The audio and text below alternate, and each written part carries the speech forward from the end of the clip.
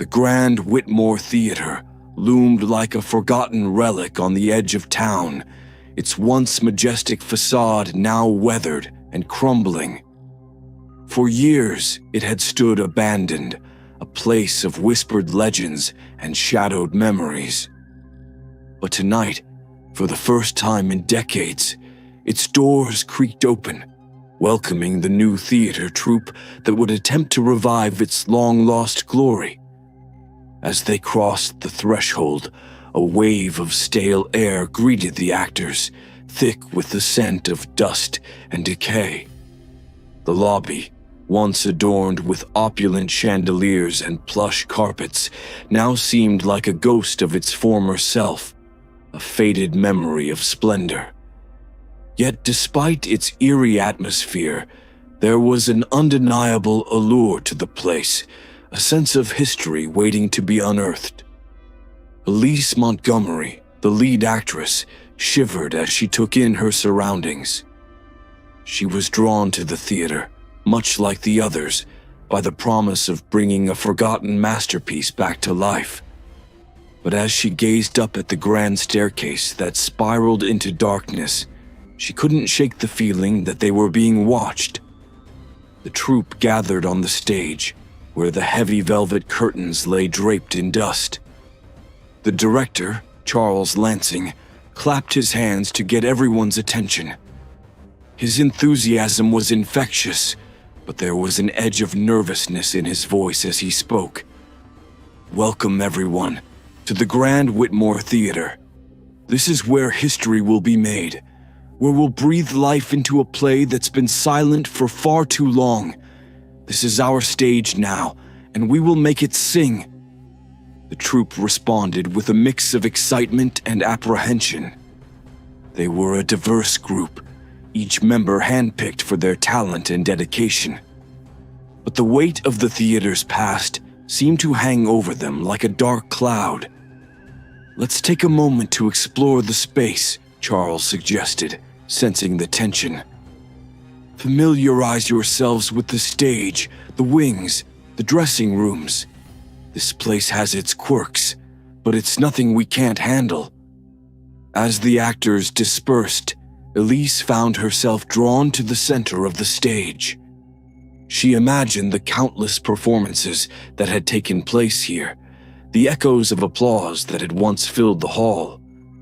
But as she closed her eyes and reached out with her senses, she felt something else, a presence, almost palpable, lurking just out of sight. She opened her eyes and scanned the auditorium. The rows of seats were empty, the shadows deepening as the evening light faded.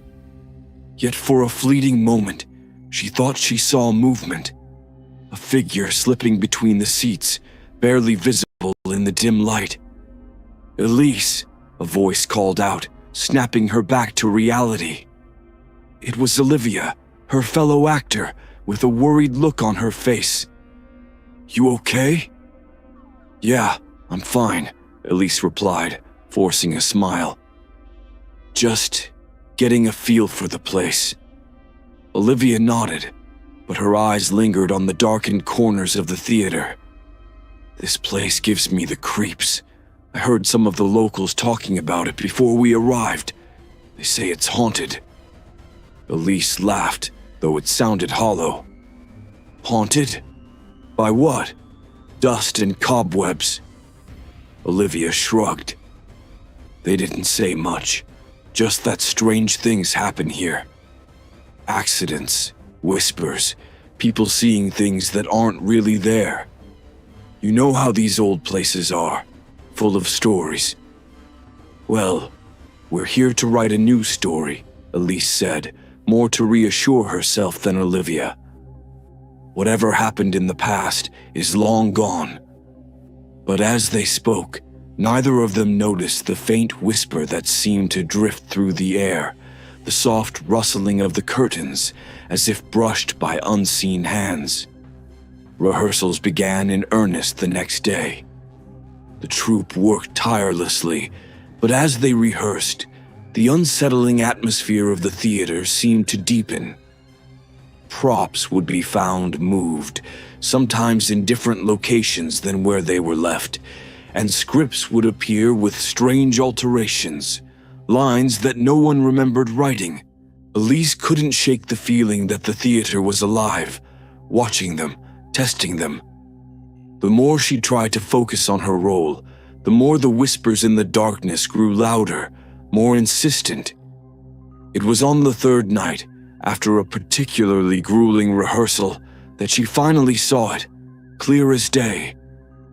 A figure in the audience, seated in the back row, their face obscured by shadow. Her breath caught in her throat, and she froze, staring. "Elise!" Charles's voice broke through her trance, but when she looked back, the figure was gone. "Nothing," she murmured, shaking her head. "It's nothing."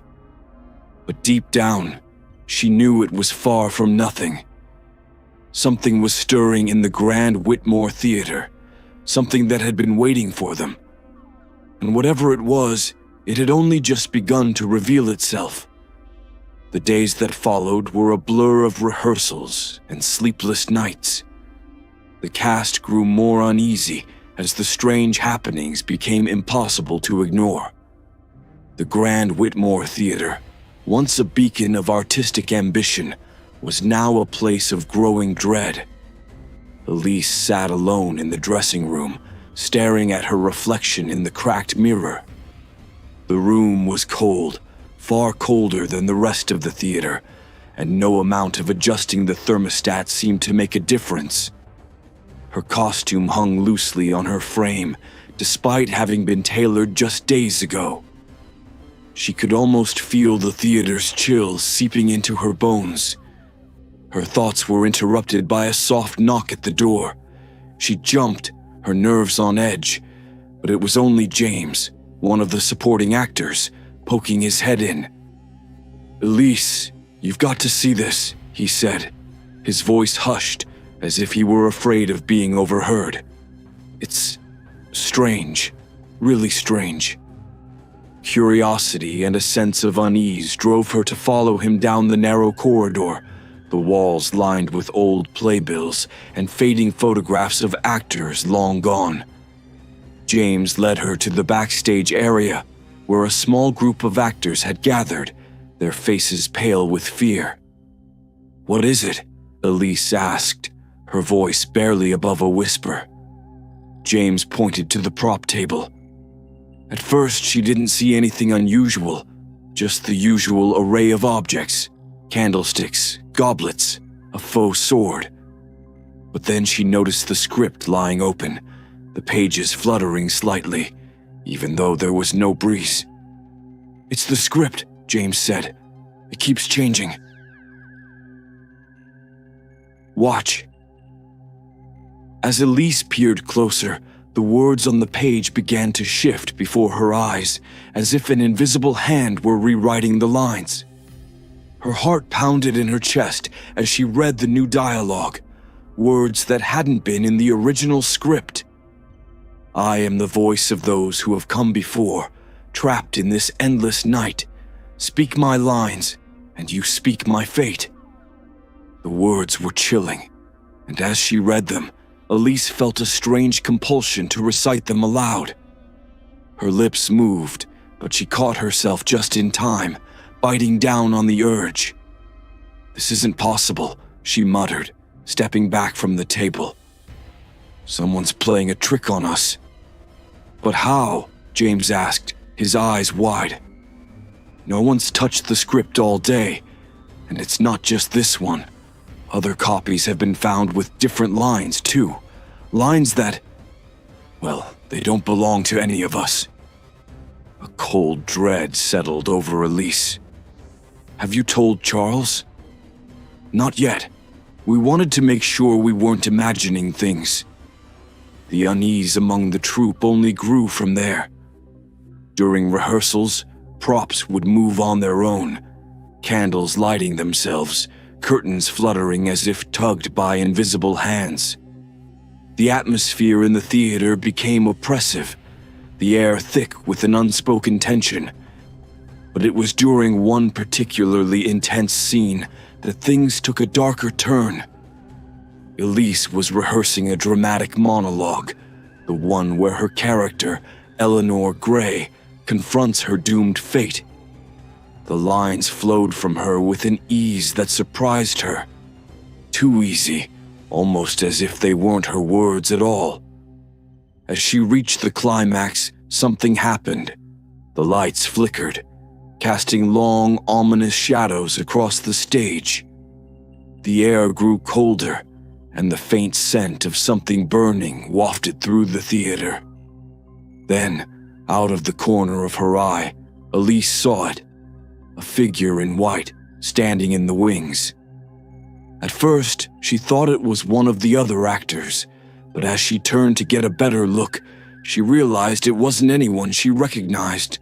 The woman was dressed in an old-fashioned costume, the kind from a century ago, her pale face framed by dark, cascading hair.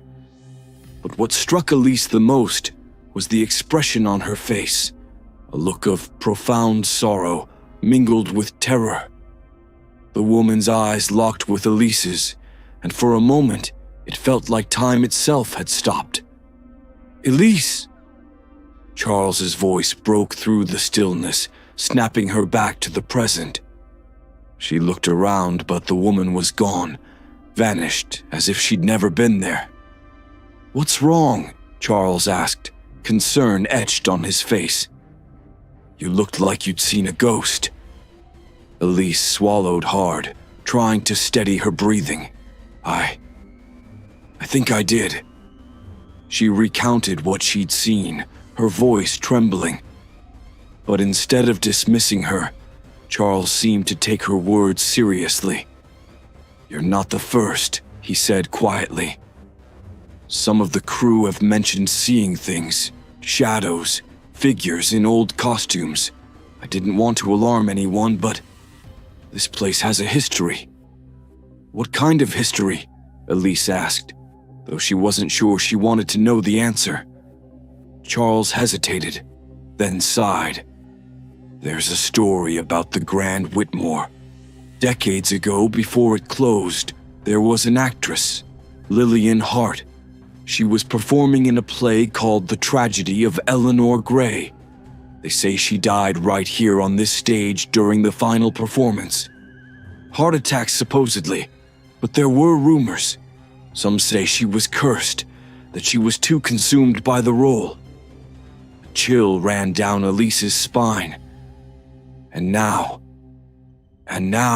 Charles said, his voice heavy, "I think Lillian might still be here, along with others. Spirits trapped, unable to move on." Elise glanced back at the darkened wings, where the ghostly figure had stood. The weight of the past seemed to press down on her, and she realized that whatever haunted the Grand Whitmore Theater was far from finished with them. The echoes of the past were growing louder, and the line between the living and the dead was beginning to blur. The next morning, the theater troupe gathered in the dimly lit auditorium, their faces reflecting the growing unease that had settled over them. The sense of excitement that had once filled the Grand Whitmore Theater was now replaced by a quiet dread. Elise couldn't help but notice the dark circles under everyone's eyes, a sign that she wasn't the only one suffering from restless nights. Charles stood before them, his usual energy dampened by the strange occurrences that had plagued their rehearsals. He ran a hand through his disheveled hair and cleared his throat, trying to muster the authority that seemed to be slipping away. "We need to talk," he began, his voice steady but tinged with a hint of desperation. "I know some of you have been experiencing odd things. This theater has a history, yes, but we can't let that get in the way of our work. We're here to put on a show, to breathe life back into this place." James, who had been particularly on edge, spoke up, his voice shaking. "But Charles, it's more than just odd things. Something isn't right here. We've all seen it. The moving props, the changes in the script, the shadows in the wings. And then there's what Elise saw. Elise felt everyone's eyes on her, and she nodded slowly. I don't think we can ignore it anymore. There's something in this theater, something that doesn't want us here. Charles sighed, glancing around at the worried faces of his cast. I understand your concerns truly, but there's something you all need to know. This play we're rehearsing, the tragedy of Eleanor Gray, it's not just any play, it's cursed. A murmur of fear rippled through the troupe. Elise felt her stomach drop. She had suspected something was deeply wrong, but hearing it confirmed sent a chill through her.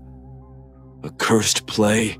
Olivia asked, her voice barely a whisper. What do you mean?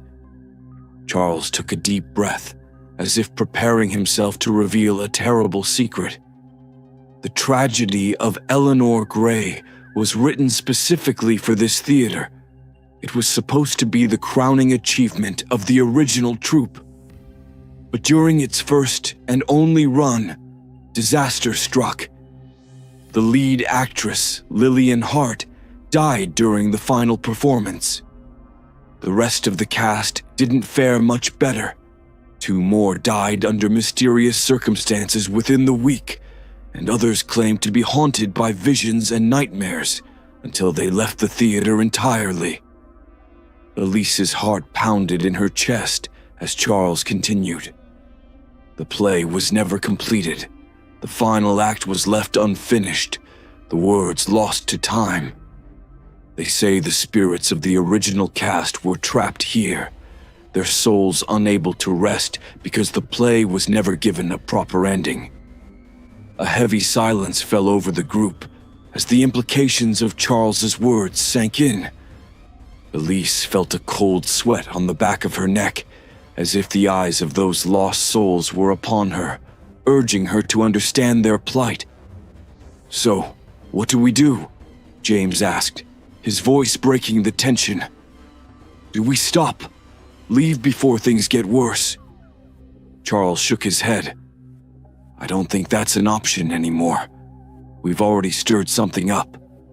Whatever is haunting this theater, it's tied to the play. The only way I can see out of this is to finish what they started. Finish the play, Elise repeated, the weight of the suggestion pressing down on her. But how? We don't even have the final act. That's where it gets complicated, Charles admitted. I've been researching, trying to find anything I can about the original script. I found some notes, fragments of what might have been the ending. But it's incomplete, and I think we have to discover the rest ourselves. Elise's mind raced. Could they really be expected to write the ending of a cursed play? And what would it mean for them if they did? The thought of channeling the same dark energy that had doomed the original cast filled her with dread. But if we finish it, Olivia said, her voice trembling, won't that just complete the curse? What if it dooms us all? Charles hesitated, then spoke with a grim resolve. It's a risk, yes, but I believe it's also the only way to lay these spirits to rest. The play demands an ending, and we're the ones who have to provide it. Elise felt a surge of fear and determination. The ghosts of the past were calling to them, demanding that they step into roles they had never asked for. But perhaps, in facing the darkness head-on, they could find a way to break the cycle. That evening, rehearsals resumed with a newfound intensity. The cast threw themselves into their roles, driven by a mixture of fear and resolve. Elise felt the weight of her character, Eleanor Gray, more acutely than ever. The lines came to her with unnerving ease, as if Eleanor herself were guiding her through the story. As the final act approached, Elise's anxiety grew. She could feel the presence of the theater's spirits more strongly, their unseen eyes watching from the shadows. The temperature on stage dropped, and the air seemed to crackle with an unseen energy. Then, as they reached the climax of the play, something remarkable happened. Elise was reciting her lines, delivering Eleanor Gray's desperate plea for redemption, when the lights flickered and the stage grew dim. A cold breeze swept through the theater, and the shadows in the wings deepened, almost as if they were alive. But instead of faltering, Elise found herself compelled to continue. She could feel the spirits pressing in, their voices whispering in her mind. The words that came from her lips were not entirely her own. They were part of the lost script, the lines that had never been written down. The rest of the cast seemed entranced, their movements fluid and almost otherworldly. It was as if they were no longer themselves, but channels for the spirits of the original troupe. The play was no longer just a performance. It had become a ritual, a final act that would either break the curse or seal their fate. As Elise delivered the final lines, she felt the weight of the theater's history settle over her. The spirits were with her, guiding her, urging her to bring the story to its tragic conclusion. "And so," she whispered, her voice trembling with emotion, "the curtain falls, and the night claims us all." The last words hung in the air, echoing through the darkened theater. For a moment there was silence, an oppressive, expectant silence. Then, without warning, the temperature in the theater plummeted. The lights dimmed until the stage was bathed in an unnatural cold light. The air grew thick, and the sound of distant applause, faint, ghostly, filled the hall. Elise turned, her breath catching in her throat as she saw them. The spirits of the original cast, their forms flickering like dying flames, stepping out from the shadows. They were dressed in their old costumes, their faces pale and drawn, their eyes hollow and filled with an otherworldly sorrow. The spirits took their places on the stage, silently finishing the performance that had been interrupted all those years ago. Elise could feel their presence all around her, the weight of their unfinished business pressing down on her like a suffocating shroud. And then, as quickly as it had begun, it was over. The spirits faded, leaving the stage empty once more. The lights flickered back to life, and the oppressive atmosphere lifted, replaced by a heavy silence. Elise stood there trembling as the realization sank in. The play was finished, but at what cost? The spirits had been given their final performance, but the curse that bound them had not been broken. In the stillness of the theater, Elise could only wonder what would come next. The story of the Grand Whitmore Theater was far from over, and the darkness that lurked within its walls was only beginning to reveal itself.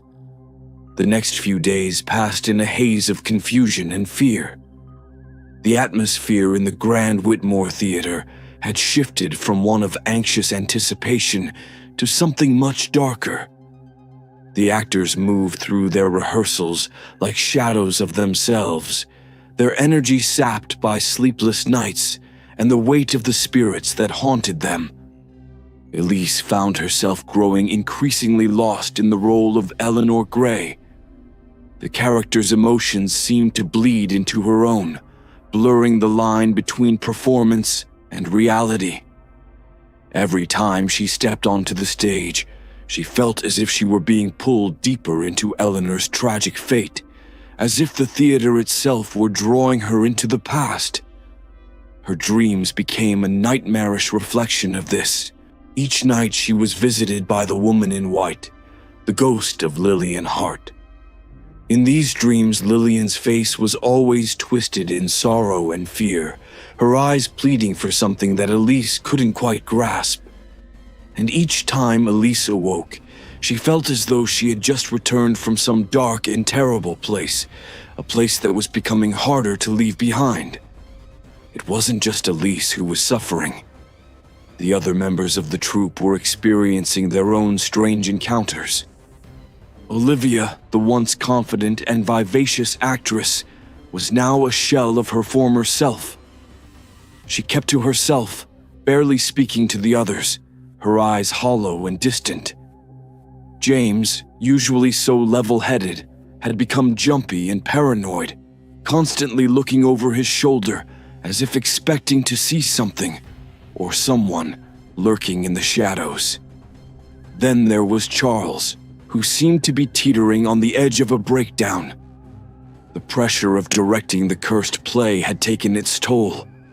He spent hours alone in his office, poring over old scripts and notes, muttering to himself about finding the right ending, the perfect conclusion that would satisfy the spirits and bring peace to the haunted theater. One evening, after a particularly grueling rehearsal, Elise decided to confront Charles. She found him backstage, pacing back and forth, his face pale and drawn, his eyes bloodshot from lack of sleep.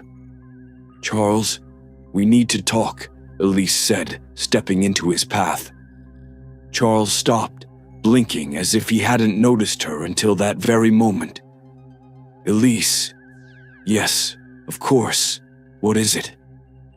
"This can't go on," she said, her voice firm but laced with concern. "We're all falling apart. Whatever is happening in this theater, it's affecting us, mentally, physically. We can't keep pushing forward like this." Charles ran a hand through his hair, his expression one of despair. "I know, Elise, I know. But what choice do we have? We're too far in to stop now.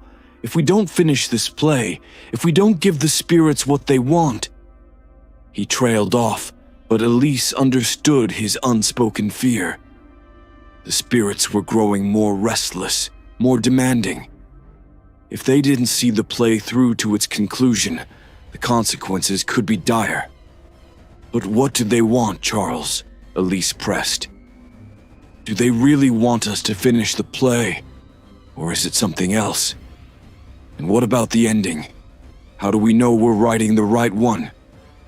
Charles sighed, slumping into one of the dusty chairs at the edge of the stage.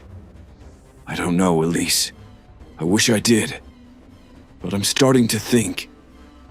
Maybe it's not just about finishing the play. Maybe it's about recreating what happened all those years ago. The spirits, the original cast, they're trapped in an endless cycle, reliving the same tragedy over and over.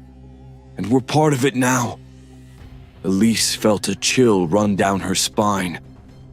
"You mean they're trying to use us to reenact their deaths?" Charles nodded slowly, the weight of his words hanging heavily in the air. "That's what I'm afraid of. The more we rehearse, the more we become like them, like the original cast. And if we continue, I'm not sure any of us will make it out alive." The truth of Charles's words settled over Elise like a shroud. She knew he was right. The signs had been there all along, the way the lines seemed to flow through her as if they weren't her own, the way the theater seemed to come alive with each rehearsal, the way they were all becoming shadows of themselves, just as the original actors had before them. But what could they do? If they stopped now, would the spirits let them leave, or were they already too deeply entwined in the theater's curse? As if in answer to her unspoken question, the theater lights suddenly flickered, plunging the stage into darkness. Elise's breath caught in her throat, and she reached out, instinctively grasping Charles's arm. "Did the power go out?" she whispered, her voice trembling. Charles didn't answer. Instead, he stared into the darkness, his face pale and drawn. "It's not the power, Elise. They're here." A cold wind swept through the theater, carrying with it the faint sound of music, an old haunting melody that seemed to echo from somewhere deep within the walls. Elise recognized it immediately. It was the final song from the tragedy of Eleanor Gray, the song that marked the play's tragic end. The music grew louder, and with it came the unmistakable sound of footsteps, soft and shuffling, as if a crowd were moving through the theater. Elise strained to see through the darkness, her heart pounding in her chest. And then she saw them, flickering shadows, barely visible in the dim light. They were the spirits of the original cast, moving in perfect unison, reenacting their final, fatal performance. Lillian Hart, dressed in her white gown, stood at the center of the stage, her face a mask of sorrow as she sang the final notes of the song. Elise felt an overwhelming sense of dread as she realized what was happening. The spirits were rehearsing, just as they had done in life, trapped in an endless cycle of death and despair. And now, the living troupe was being drawn into their dance, their fate intertwined with that of the dead. "Charles, we have to stop this," Elise whispered, her voice trembling. "We have to leave now."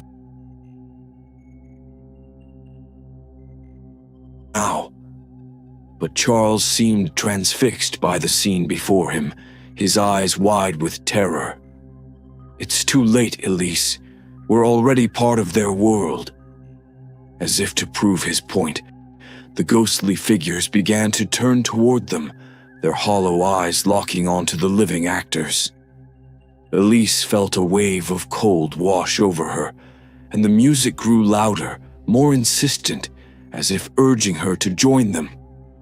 In that moment, Elise realized that the spirits didn't just want the play to be finished. They wanted the living to take their place, to become part of the cursed performance that had claimed their lives. The theater itself was a trap, a stage where the living and the dead were destined to play out the same tragic roles again and again. Elise's thoughts raced as she searched for a way out. There had to be something they could do, some way to break the cycle before they were consumed by it. But as the ghostly actors advanced, she knew their time was running out. "Charles, listen to me," Elise said urgently, shaking him from his trance. "We need to leave, but we can't just run. We have to end this for good." Charles blinked, his gaze finally breaking away from the ghostly figures. "End it? How?" "The play. It's the key," Elise said, her mind working frantically.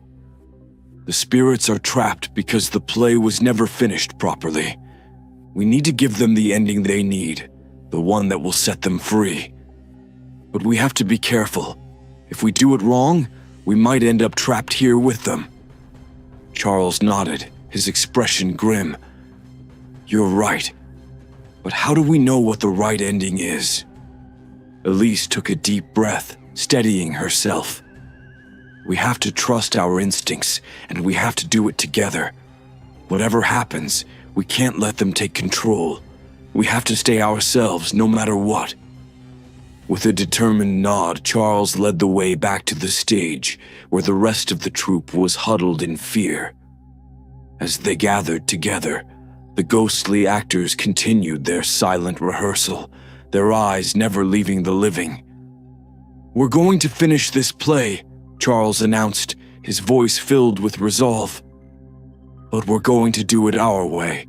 We'll give the spirits the ending they need, and we'll end this curse once and for all."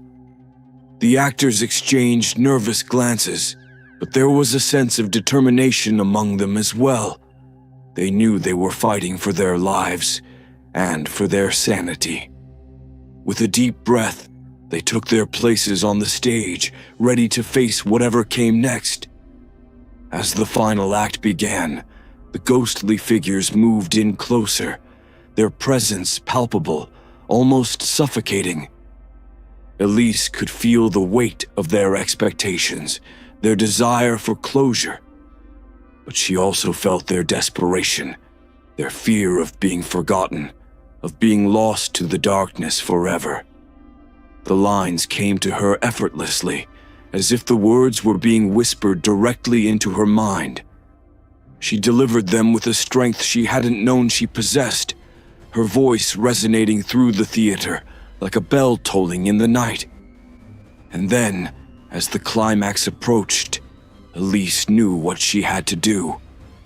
She stepped forward, taking control of the scene, and delivered the final lines not as Eleanor Gray, but as herself, as Elise Montgomery, an actress determined to break free from the cycle of death and despair. "With these words I release you," she said, her voice firm and clear. "The past is gone, and with it, your pain. Let the curtain fall and rest in peace." The effect was immediate. The ghostly figures froze, their forms flickering like dying flames.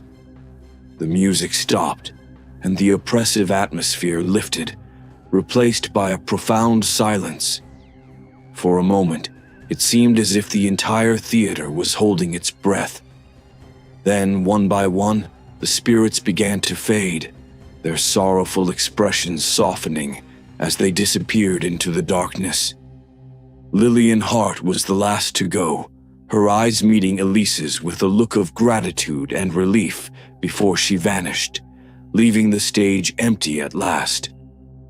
The lights in the theater flickered back to life, and the cold chill that had permeated the air began to dissipate. Elise let out a breath she hadn't realized she was holding, her entire body trembling with exhaustion and relief. The curse had been broken. Charles stepped forward, placing a hand on her shoulder. "You did it, Elise. We all did." The rest of the troupe slowly gathered around, their faces reflecting a mixture of disbelief and gratitude. The nightmare was over, but the memory of what they had endured would stay with them forever. As they made their way out of the theater, the first light of dawn was just beginning to break through the clouds. Elise paused at the entrance, looking back at the Grand Whitmore Theater one last time.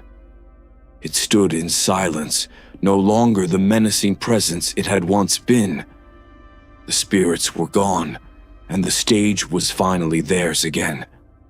But as they left the theater behind, Elise couldn't help but wonder. Had they truly escaped, or had they simply become part of the theater's long and haunted history? The answer, she knew, would reveal itself in time. For now, though, the curtain had fallen, and the performance was over. The Grand Whitmore Theater stood eerily silent as the troupe prepared for the opening night, the air heavy with the memory of the spirits they had seemingly laid to rest. But for Elise, the victory felt hollow. The sense of unease that had settled over her in the final moments of their rehearsal lingered, refusing to dissipate. She couldn't shake the feeling that something was still unresolved, that the spirits were not truly gone, merely waiting. The night of the performance arrived, and the theater buzzed with anticipation. The seats, long empty and gathering dust, were now filled with an audience eager to witness the revival of the tragedy of Eleanor Gray. The townspeople, once wary of the theater's dark history, had been drawn in by the promise of a grand spectacle. The stage was set, the lights dimmed, and the curtain rose to reveal Elise standing at the center of it all. As she began her performance, Elise found herself slipping into the role of Eleanor Gray more easily than ever before. The words flowed from her with a haunting familiarity, as if the lines were etched into her very soul. The audience was captivated, hanging on her every word, every gesture. But as the play progressed, Elise felt a strange disconnection from the scene around her. It was as if the theater itself had come alive, the walls breathing, the air thickening with an unseen presence. The shadows in the wings seemed to stretch and shift, and the faces in the audience became blurred, indistinct. Then, as she approached the climax of the play, the moment that had been rewritten to end the curse, Elise felt a sudden, overwhelming sense of dread. It was as if the air had been sucked from the room, leaving her gasping for breath. The stage lights flickered, casting long, twisted shadows across the set. She could hear the faint murmur of voices, whispering words she couldn't quite make out, but that filled her with a deep, primal fear. The other actors continued with their parts, but something had changed. Their movements became stiff, almost mechanical, their expressions blank. It was as if they were no longer in control of their own bodies, as if they were being manipulated by unseen hands. Elise's heart raced as she realized what was happening. The spirits weren't gone. They had merely been waiting for this moment, the final act, to take full control. The stage became a battleground, the living and the dead intertwined in a struggle for dominance. Elise fought against the pull of Eleanor's character, resisting the ghostly force that sought to consume her.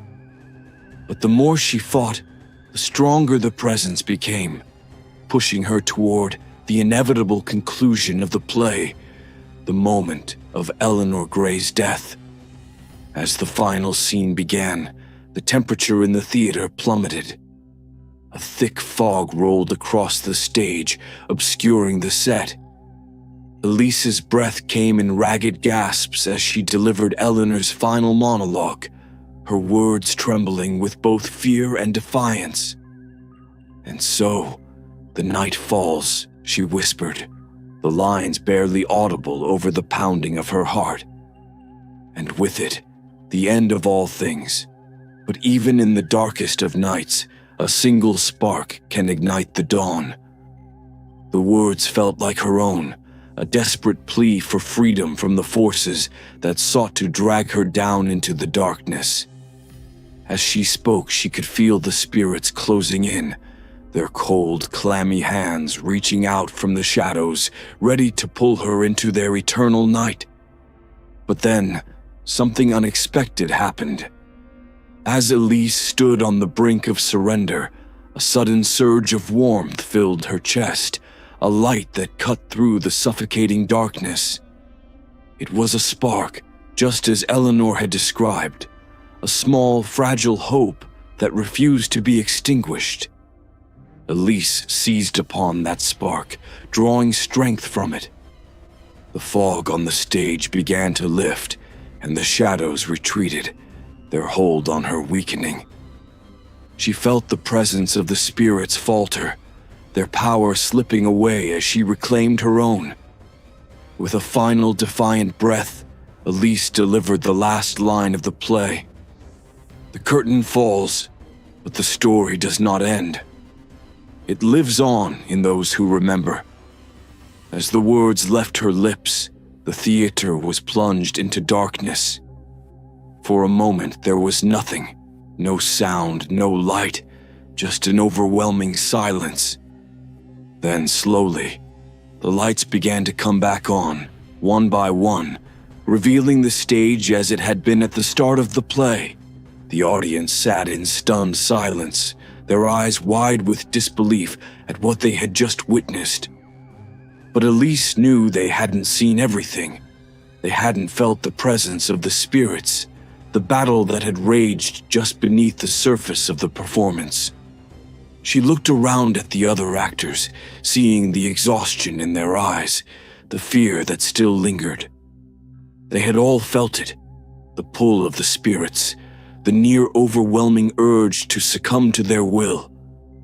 But they had fought it, and they had won, at least for now. The curtain came down, and the audience erupted into applause. But the sound felt distant, almost unreal. Elise's mind was still reeling from what had just happened, her body trembling with the aftershocks of the experience. Backstage, the atmosphere was tense, the elation of a successful performance overshadowed by the lingering fear of what they had just endured.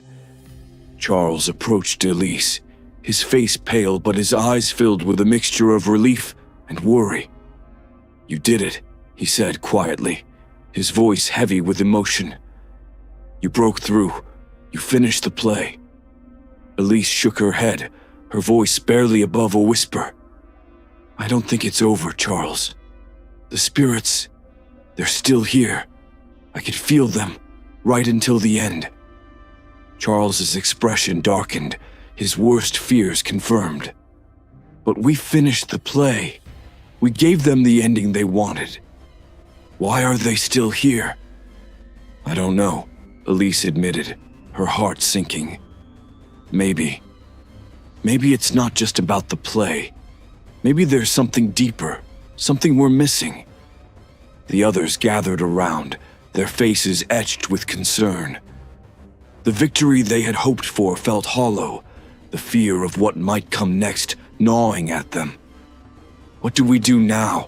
Olivia asked, her voice trembling. "If the play didn't set them free, what will?" Elise looked around at her fellow actors, feeling the weight of their fear and uncertainty. She knew they had to stay strong, to find a way to truly break the curse that had claimed so many lives before them. But the answer eluded her, slipping through her fingers like the spirits that haunted the theater. "I don't know," she said softly, her voice filled with a quiet determination. "But whatever it takes, we'll find a way. We have to." The others nodded, their resolve hardening. They had come too far to turn back now, too deeply entwined in the theater's dark history to simply walk away. They would find the truth, no matter how deeply it was buried in the shadows. As the night wore on, and the theater finally fell silent, Elise couldn't shake the feeling that the final act had yet to play out. The spirits had been subdued, but they were not gone, merely waiting in the wings for their next opportunity. And as Elise stood alone on the darkened stage, she knew that the true battle was only just beginning. The Grand Whitmore Theater held its secrets tightly, but she was determined to uncover them, to free herself and her friends from the curse that had haunted the theater for so long. But in the deepest corners of her mind, a small voice whispered that perhaps the curse was not something to be broken, but something to be embraced. A part of her feared that the theater had already claimed her, that she was no longer just Elise Montgomery, but something else entirely. A part of the theater's tragic story, destined to play her role again and again until the final curtain fell for good. In the days following the play's opening night, the Grand Whitmore Theater fell into an uneasy stillness. The cast members tried to resume their normal lives, but the lingering sense of dread clung to them like a second skin. Elise, in particular, found it impossible to escape the feeling that something dark and malevolent still lingered within the theater's walls. The spirits had been quiet since that night, but their presence was still palpable, a shadow that seemed to stretch over every aspect of Elise's life. Sleep came only in fits and starts, plagued by vivid nightmares in which she relived the final scenes of the tragedy of Eleanor Gray over and over. In these dreams, she wasn't just playing Eleanor. She was Eleanor, trapped in a cycle of death and despair that had no end. The other members of the troupe were similarly affected. James had developed a nervous twitch, his hands constantly fidgeting as if trying to shake off some unseen force. Olivia had withdrawn entirely, rarely speaking and spending most of her time alone. Charles, who had always been the glue that held them together, now seemed distant, his eyes haunted by something he wouldn't, or couldn't speak of. Elise knew that they couldn't go on like this. Whatever had been awakened in the theater was still with them, still waiting. The play's conclusion had been a temporary reprieve, not a resolution. They were all still caught in the web of the Grand Whitmore's curse, and it was only a matter of time before it tightened around them once more. One evening, after another sleepless night, Elise made a decision. She couldn't continue to live in fear, waiting for the inevitable. She had to confront whatever was lurking in the theater, to face the truth of what had happened all those years ago, and find a way to end it for good. She called a meeting with the rest of the troupe, and they gathered in the theater's lobby, the space now feeling more like a tomb than a place of art. The heavy velvet curtains hung lifelessly, and the air was thick with the scent of dust and decay. The once grand chandeliers now seemed to cast only shadows, their light dim and flickering. "We need to go back," Elise said, her voice firm but carrying the weight of her fear. "Back to the stage, to where it all began. We need to find out what really happened to Lillian Hart and the original cast. I don't think they're going to leave us alone until we do." Charles looked at her with a mixture of resignation and determination. "You're right. I've been doing some research, trying to find out more about Lillian and the others. There's a lot that was never made public, things that were covered up. I found an old journal written by one of the original crew members. It details some of the strange occurrences leading up to the final performance." He pulled out a worn, leather-bound book and placed it on the table. The pages were yellowed with age, the ink faded, but the words were still legible. As they read through the journal, a chilling picture began to emerge.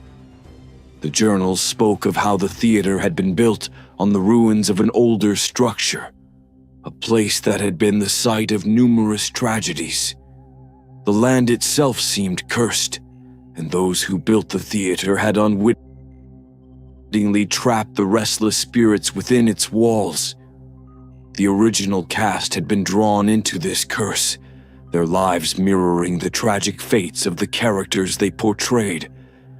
Lillian Hart, in particular, had become obsessed with her role, convinced that she was destined to die as Eleanor Gray did. But there was more. The journal revealed that during the final rehearsal, Lillian had performed a ritual, believing it would protect the cast from the curse. Instead, it had bound their spirits to the theater, trapping them in an endless loop of death and performance. The journal hinted at a way to break the curse, but the details were vague, as if the writer himself hadn't fully understood what was needed. "It's all here," Charles said, his voice shaking slightly. The ritual, the curse, the way it twisted Lillian's mind. She believed that by finishing the play, she could escape, but she only made it worse, and now we're caught in the same trap. "We have to finish what they started," Elise said, the realization settling over her like a heavy cloak.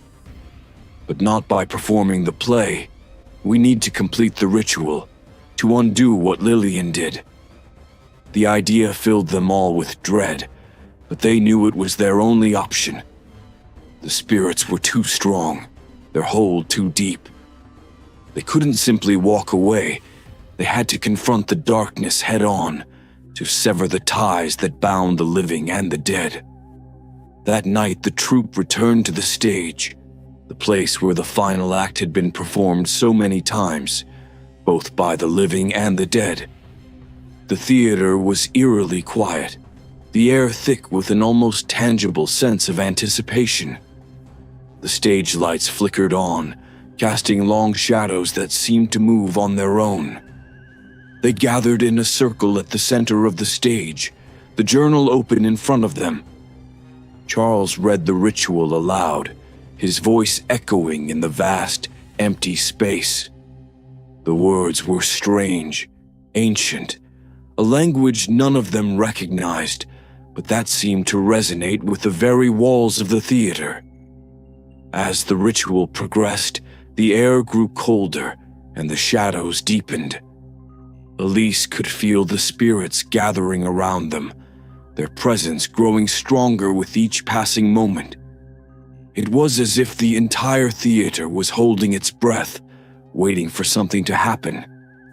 And then, just as they reached the final words of the ritual, the stage lights went out, plunging them into darkness. A cold wind swept through the theater, carrying with it the distant sound of applause, soft, ghostly, but unmistakable. In the darkness, Elise felt something brush against her skin, cold and insubstantial, like a shadow made of ice. The spirits were close now, so close she could feel their breath on the back of her neck, hear their whispers in her ears. They were watching, waiting to see if the living could succeed where they had failed. Charles's voice faltered, and Elise could sense his fear, the uncertainty that had taken hold of him. But before he could stop, Elise stepped forward, her voice clear and strong. "This is where it ends," she said, speaking not just to the spirits, but to the theater itself. "You've taken enough. No more lives, no more souls. We release you from this place, from this curse. Rest, and let us rest too." The words hung in the air, and for a moment, nothing happened. The silence was so complete, so oppressive, that Elise thought she might suffocate under its weight.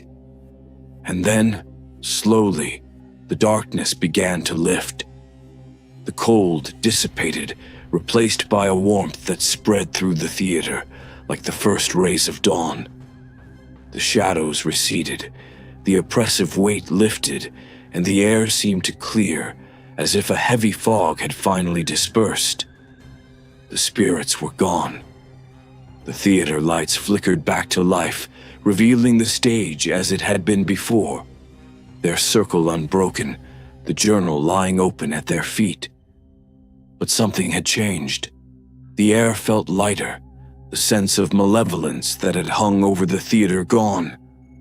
The Grand Whitmore Theater was just a building now, no longer haunted, no longer a place of darkness. Elise let out a breath she hadn't realized she'd been holding, her entire body trembling with relief. They had done it. The curse was broken, the spirits finally at rest. The others were silent, each lost in their own thoughts, their faces a mixture of exhaustion and disbelief. They had been through hell, but they had come out the other side. The theater was theirs again, and their lives were their own. As they left the stage, Elise felt a strange sense of closure. The theater no longer held any power over her, no longer filled her with dread. It was just a place now, a place where stories could be told, where the past could finally be laid to rest. But as they stepped out into the night, Elise couldn't help but glance back at the Grand Whitmore Theater one last time. The building stood silent and still, its secrets buried deep within its walls.